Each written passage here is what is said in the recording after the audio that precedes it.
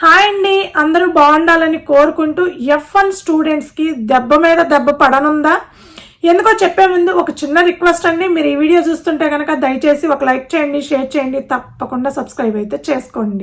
అమెరికాకి చదువుకోవడానికి వచ్చే ఇంటర్నేషనల్ స్టూడెంట్స్కి ఒకదాని తర్వాత ఒకటి కొత్త కొత్త రూల్స్ అన్ని పెట్టి కొత్త కొత్త టెన్షన్స్ అన్ని పెడుతున్నారండి. ఇప్పుడు మళ్ళీ కొత్తగా DHS వాళ్ళు మరొక కొత్త రూల్ని అయితే ఇంట్రడ్యూస్ చేయడం జరిగింది. అది ఆల్రెడీ ఈ రోజు అంటే ఆగస్ట్ 28వ తేదీ ఫెడరల్ రిజిస్టర్లో ఎంటర్ చేయడం కూడా జరిగింది. పబ్లిక్ ఒపీనియన్కి పెట్టడం జరిగింది. పబ్లిక్ ఒపీనియన్కి 30 days టైం పీరియడ్ ఉంటుందండి. ఈ 30 days లోపు పబ్లిక్ ఒపీనియన్ ఫీడ్బ్యాక్ తీసుకొని దాన్ని బేస్ చేసుకొని ఈ కొత్త రూల్ని అయితే చట్టబద్ధమైన రూల్గా మార్చడం జరుగుతుందన్నమాట.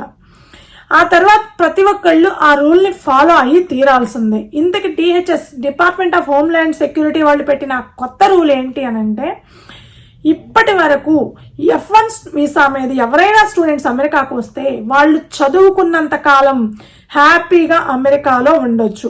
అది 4 సంవత్సరాలైనా 10 సంవత్సరాలైనా వాళ్ళు చదువుకున్నంత కాలం అమెరికాలో ఎలాంటి వీసా ఎక్స్టెన్షన్స్కి వెళ్లాల్సిన అవసరం లేదు, మళ్ళీ వీసా స్టాంపింగ్కి వెళ్లాల్సిన అవసరం లేదు, ఎక్స్ట్రా డాక్యుమెంట్స్ సబ్మిట్ చేయాల్సిన అవసరం లేదు.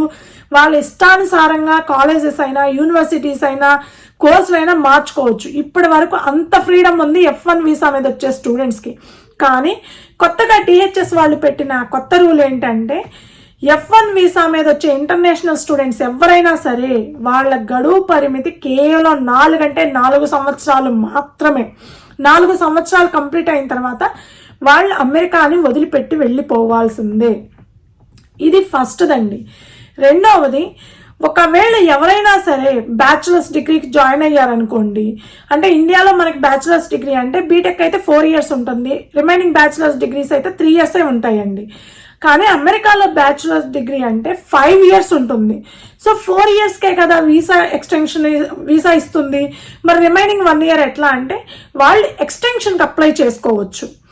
4 years కంప్లీట్ అయిన తర్వాత కంపల్సరీ ఎక్స్టెన్షన్కి అప్లై చేయాల్సి ఉంటుంది. అదేవిధంగా ఇండియా నుంచి ఎక్కువగా మన స్టూడెంట్స్ వచ్చేది MS చేయడానికి వస్తుంటారండి. MS చేయడానికి వచ్చే వాళ్ళకి కూడా సేమ్ రూలేనండి. 4 years మాత్రమే ఉంటుంది. 4 years కంప్లీట్ అయిన తర్వాత వాళ్ళు కూడా ఎక్స్టెన్షన్కి అప్లై చేసుకోవచ్చు. అయితే ఎక్స్టెన్షన్కి అప్లై చేసుకోవాలి అని అంటే గనక కంపల్సరీ మీరు బయోమెట్రిక్స్ సబ్మిట్ చేయాల్సి ఉంటుంది. మీ బయోమెట్రిక్స్ ఇవ్వాలి. అదేవిధంగా I-539 అనే ఫామ్ని ఫిల్ చేసి మీ బయోమెట్రిక్స్ సబ్మిట్ చేస్తేనే మీ వీసా ఎక్స్టెన్షన్ జరుగుతుంది. అది అందరికీ అప్లికబుల్ అవుతుంది అనమాట. అయితే వీసా ఎక్స్టెన్షన్ 1 weekలోనో, ఎక్కువగా 4 years కంప్లీట్ అయిన వాళ్ళు చాలా మంది ఉంటారు కాబట్టి 1 dayలోనో 2 daysలోనో ఎక్స్టెన్షన్ అవ్వదు. కాబట్టి ఆటోమేటిక్ ఎక్స్టెన్షన్ కూడా ఉందండి. ఎవరైనా ఎక్స్టెన్షన్కి అప్లై చేసుకున్న వాళ్ళకి 8 నెలలు అంటే 240 రోజుల వరకు ఆటోమేటిక్ ఎక్స్టెన్షన్ కింద వాళ్ళు ఉండొచ్చు. ఒకవేళ ఈ లోపు వాళ్ళ ఎక్స్టెన్షన్ కనుక రిజెక్ట్ అయితే, వీసా ఎక్స్టెన్షన్ రిజెక్ట్ అయితే వాళ్ళు విత్-ఇన్ 30 days లోపు అమెరికాని వదిలిపెట్టి వెళ్ళిపోవాల్సి ఉంటుంది. ఇది వరకు రూలు వాళ్ళ గ్రాడ్యుయేషన్ అయిపోయిన తర్వాత వాళ్ళు అమెరికా వదిలిపెట్టి వెళ్ళడానికి 60 days టైం పీరియడ్ ఉండేదండి. దాన్ని 30 daysకి తగ్గించడం జరిగిందనమాట. సో ఎవరిదైనా వీసా ఎక్స్టెన్షన్లో రిజెక్ట్ అయినా, గ్రాడ్యుయేషన్ అయిపోయినా సరే వాళ్ళు 30 days లోపు అమెరికాని వదిలిపెట్టి వెళ్ళిపోవాల్సి ఉంటుందన్నమాట. ఇప్పుడు ఇలా ఉంది కదండి. ఇప్పుడు OPT మీద ఉండే వాళ్ళ పరిస్థితి ఏందో మాట్లాడుకుందాం. అమెరికాలో దాదాపుగా 10 లక్షల మంది F1 J1 వీసాల మీద అమెరికాలో చదువుకుంటూ ఉండారండి. వాళ్ళల్లో F1 మీద ఉండే వాళ్ళు ఉన్నారు, J1 మీద ఉన్నారు, F1 OPT మీద ఉండే వాళ్ళు కూడా ఉన్నారు. అయితే ఇప్పటి వరకు ఉన్న ఈ 10 లక్షల మంది స్టూడెంట్స్ ఎవరికైనా సరే 4 సంవత్సరాలు కంప్లీట్ అయిందనుకోండి, ఇది చట్టబద్ధమైన రూల్గా మారే టైంకి 4 సంవత్సరాలు కంప్లీట్ అయిందనుకోండి, వాళ్ళు కంపల్సరీ ఎక్స్టెన్షన్కి వెళ్ళాల్సి రావచ్చు.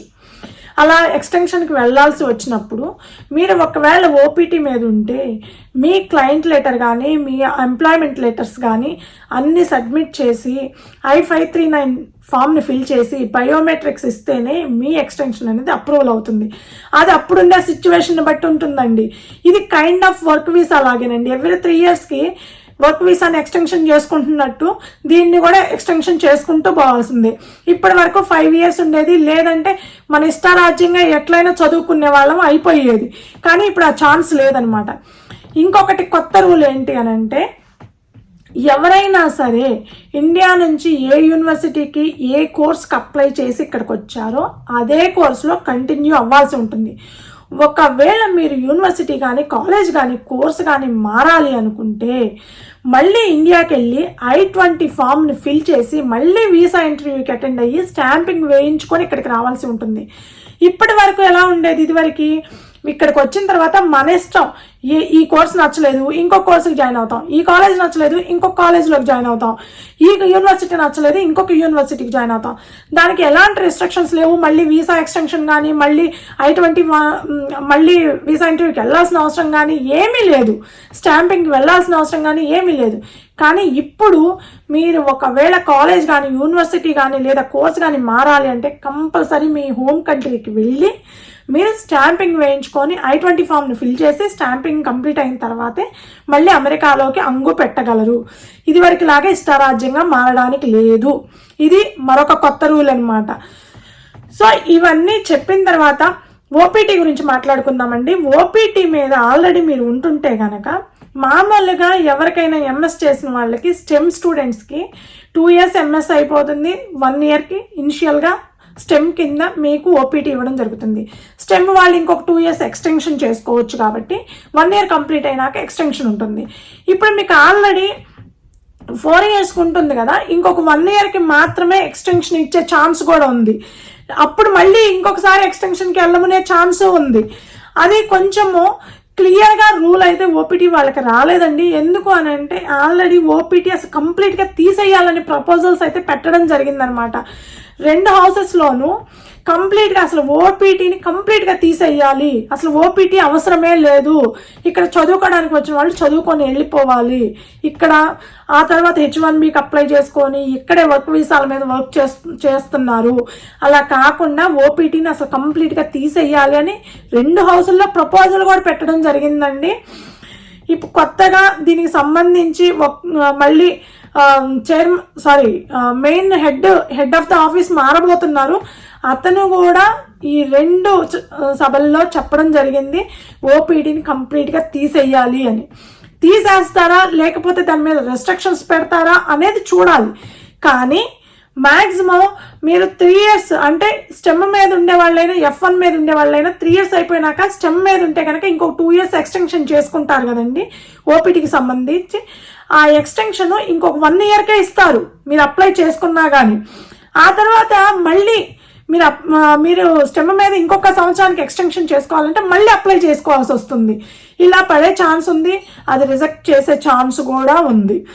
H-1Bకి మీరు అప్లై చేసుకోవడానికి ఎలిజిబుల్ అవుతారా లేదా అనేది కూడా చూడాల్సి ఉందన్నమాట. క్లియర్గా point to point, pin to pin clear rules అయితే బయటికి రాలేదు. కానీ దీనివల్ల ఓపీటీ మీద ఉన్న స్టూడెంట్స్కి ప్రాబ్లం అయ్యే ఛాన్స్ ఉంది. అంటే ఆల్రెడీ అమెరికాలో ఎవరైతే F1 వీసా మీద ఉంటున్నారో F1 కానీ F1 ఓపీటీ కానీ J1 మీద కానీ ఉంటున్నారో వాళ్ళకి కొంతవరకు ప్రాబ్లం అయ్యే ఛాన్స్ ఉంది. కొత్తగా వచ్చే వాళ్ళకి మాత్రం చాలా పెద్ద ప్రాబ్లం అయ్యే ఛాన్స్ ఉందండి. ఇప్పటి వరకు 2025 గడిచిపోతుంది. ఆల్మోస్ట్ డిసెంబర్లో వింటర్ సీజన్కి వచ్చేవాళ్ళు, 2026 జాన్వరికి వచ్చేవాళ్ళు, అలాంటి వాళ్ళు ఈ లోపు చట్టబద్ధమైన రూల్గా మారితే గనక జాన్వరి వింటర్కి వచ్చేవాళ్ళు కానీ ఆ తర్వాత 26లో సమ్మర్కి వచ్చేవాళ్ళు కానీ చాలా అంటే చాలా ఇబ్బంది పడే అవకాశం ఉందన్నమాట. సో ఇదండి కొత్తగా THS వాళ్ళు ఇంట్రడ్యూస్ చేసిన మరో కొత్త రూలు. చాలా అంటే చాలా ప్రాబ్లమాటిక్ రూల్స్ అన్నీ తీసుకొస్తున్నారు ఒకదాని తర్వాత ఒకటి. ఇప్పుడు ప్రస్తుతానికైతే ఇది కొత్త రూల్ అండి. 4 yearsకి పెట్టడము, ఎక్స్టెన్షన్కి అప్లై చేసుకోవడము, మీ ఇష్టారాజ్యంగా యూనివర్సిటీస్ కాలేజెస్ మారకుండా చేయడం అనేది. నెక్స్ట్ టార్గెట్ ఓపీటీ అవుతుంది. ఓపీటీ 1 yearకే 2 yearsకి ఎక్స్టెన్షన్ ఇచ్చి ఆ తర్వాత క్యాన్సిల్ చేస్తారా, లేకపోతే 3 yearsకి కంటిన్యూ చేస్తారా, లేకపోతే ఈ 2 yearsలోనే మీరు H-1B పిక్ అవ్వాలా, లేకపోతే H-1Bకి అసలు ఎలిజిబుల్లే కాకుండా చేస్తారా అనేది క్లియర్గా చట్టబద్ధమైన రూల్గా మారిన తర్వాత మనకు తెలుస్తుందండి. కానీ ఓపీటీ మీద ఉండే వాళ్ళకి కూడా ప్రాబ్లం అయ్యే ఛాన్స్ ఉంది. ఎందుకంటే ఎవరైతే 4 సంవత్సరాలు కంప్లీట్ చేసుకున్నారో ఆల్రెడీ వాళ్ళు ఇది రూల్గా మారిన తర్వాత కంపల్సరీ ఎక్స్టెన్షన్కి అప్లై చేసుకోవాల్సి వస్తుంది. సో అది ఎక్స్టెన్షన్కి అప్లై చేసుకునేటప్పుడు ఎలా ఉంటుంది ఏంటి, రిజెక్షన్స్ ఎక్కువ చేస్తారా లేకపోతే ఒక 1 ఇయర్కే కదా అని చెప్పి మళ్ళీ అప్రూవల్ చేస్తారా అనేది చూడాల్సి ఉందన్నమాట. ఇదండి డిహెచ్ఎస్ వాళ్ళు పెట్టిన మరో కొత్త రూలు. స్టూడెంట్స్కి దెబ్బ మీద దెబ్బ పడుతూనే ఉంది కొత్త రూల్స్తో. ఈ వీడియో మీకు నచ్చుంటే కనుక దయచేసి ఒక లైక్ చేయండి, షేర్ చేయండి, తప్పకుండా సబ్స్క్రైబ్ అయితే చేసుకోండి. Thank you.